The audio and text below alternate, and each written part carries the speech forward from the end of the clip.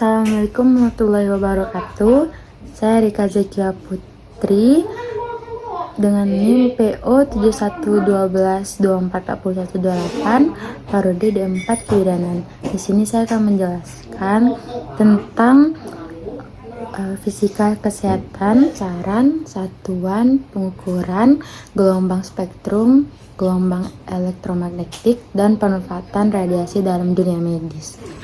Oke, di sini saya akan mempresentasikan tugas fisika kesehatan dengan dosen pengampu Ibu Joza Febriani SPD MSI. Di sini saya akan menjelaskan besaran. Besaran yaitu besaran dalam fisika kesehatan adalah segala sesuatu yang dapat diukur dan dinyatakan dengan angka serta satuan yang digunakan untuk memahami dan mengendalikan fenomena fisik dalam tubuh manusia maupun alat medis, menjamin akurasi dalam diagnosis dan terapi, membantu perancangan alat medis seperti termometer digital, CT scan, EKG, dan MRI, menentukan batas aman paparan radiasi bagi pasien dan tenaga medis, mendukung standarisasi pengukuran di bidang medis agar hasil pemeriksaan konsisten di seluruh dunia. Selanjutnya, saya akan menjelaskan jenis-jenis alat dan medis, yaitu pertama ada termometer digital, mengukur suhu tubuh, besaran, dan suhu. Yang kedua ada sfigmomanometer, yaitu mengukur tekanan darah. Ketiga ada radioterapi, yaitu mengatur dosis radiasi. Yang keempat ada USG, menggunakan gelombang dengan frekuensi tertentu. Selanjutnya saya akan menjelaskan tentang satuan dalam fisika kesehatan, yaitu dalam fisika kesehatan, satuan digunakan untuk mengukur besaran fisika yang berkaitan dengan tubuh manusia, alat kesehatan, radiasi. Satuan ini penting agar hasil pengukuran dapat dibandingkan dan dipahami secara universal oleh tenaga medis dan ilmuwan di seluruh dunia. Selanjutnya, saya akan memberikan contoh penerapan dalam fisika kesehatan. Yang pertama ada radiologi, yaitu mengukur dosis radiasi dalam sievert atau CV. Yang kedua ada fisioterapi, yaitu frekuensi alat ultrasonik dalam Hertz atau Hz. Yang ketiga ada kardiologi, yaitu arus listrik jantung diukur dalam ampere atau A. Yang keempat ada kedokteran nuklir, aktivitas isotop dalam becquerel, yaitu BQ. Yang kelima ada pengukuran tekanan darah, yaitu menggunakan Pascal. Dan selanjutnya saya akan menjelaskan pengukuran dalam fisika kesehatan. Pengukuran dalam fisika kesehatan adalah proses menemukan nilai kuantitatif suatu besaran fisika yang berkaitan dengan tubuh manusia dan proses fisiologisnya menggunakan alat ukur medis yang berkalibrasi. Tujuannya adalah untuk memastikan diagnosis yang akurat, pemantauan kondisi tubuh, serta keamanan pasien selama pemeriksaan atau terapi. Saya akan menjelaskan tentang besaran fisika yang diukur dalam kesehatan, yaitu ada panjang atau tinggi badan atau panjang janin, massa, waktu, tekanan, suhu, dan frekuensi, dan energi. Selanjutnya saya akan menjelaskan tentang pengukuran dan alat ukur pada ibu hamil. Yang pertama ada tekanan darah, ibu sfigmomanometer atau tensimeter tekanan darah, mendeteksi hipertensi kehamilan. Yang kedua ada berat badan ibu, timbangan digital massa KG, menilai kenaikan berat badan dan selama kehamilan. Tiga ada tinggi fundus uteri pita ukur atau meteran, panjang sentimeter, mengetahui pertumbuhan janin. Yang keempat ada detak jantung janin, frekuensi BPM,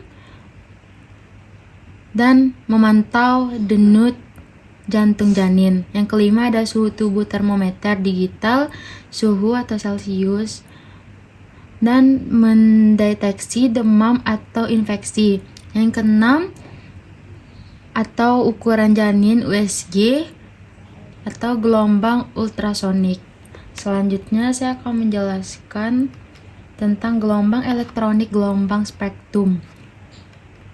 Spektrum elektromagnetik adalah rentang lengkap dari semua gelombang elektromagnetik yang membedakan berdasarkan frekuensi atau panjang gelombang. Setiap jenis gelombang memiliki energi dan aplikasi berbeda, dari gelombang radio berenergi rendah sehingga sinar gamma berenergi sangat tinggi. Ini ada manfaat gelombang elektronik dalam kesehatan. Yang pertama ada gelombang radio, yaitu untuk menghasilkan gambar jaringan lunak tubuh. Yang kedua ada gelombang mikro atau microwave, membantu melancarkan sirkulasi darah serta mengurangi nyeri otot. Yang ketiga ada inframerah atau bayi prematur, yaitu pemanas inkubator, terapi penyembuhan luka, dan sirkulasi darah. Yang keempat ada sinar X, yaitu radiologi atau ronsen yang melihat struktur tulang dan organ dalam. Yang kelima ada CT scan, menghasilkan citra potongan tubuh secara detail. Selanjutnya ada bahaya gelombang elektromagnetik dalam kesehatan, yaitu ada yang pertama ada sinar radio, gelombang mikro yang dapat menyebabkan kerusakan sel kulit atau jaringan mata, katarak jika paparan sangat kuat.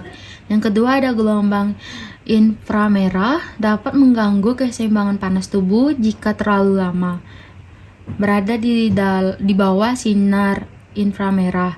Yang ketiga ada sinar ultraviolet, menyebabkan penuaan dini, katarak hingga kanker kulit. Yang terakhir ada merusak DNA sel kulit yang menjadi penyebab utama kanker kulit.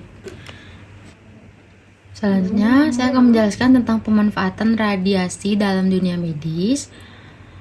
Pemanfaatan radiasi dalam dunia medis sangat penting karena membantu diagnosis, pengobatan, dan penelitian dalam bidang kesehatan. Radiasi yang digunakan bisa berupa radiasi peknion, seperti sinar X dan sinar gamma, maupun radiasi non-peknion seperti gelombang radio dan inframerah.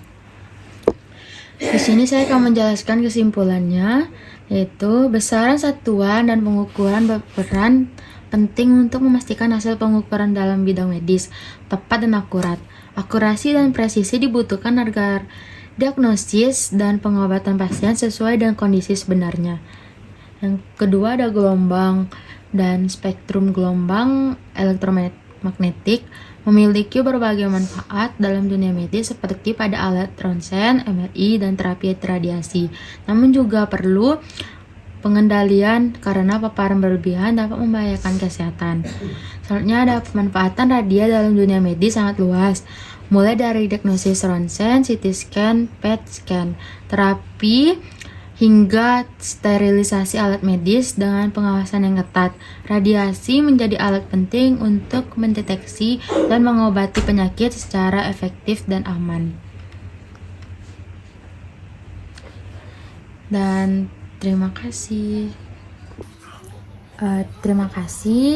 Itu video presentasi dari saya.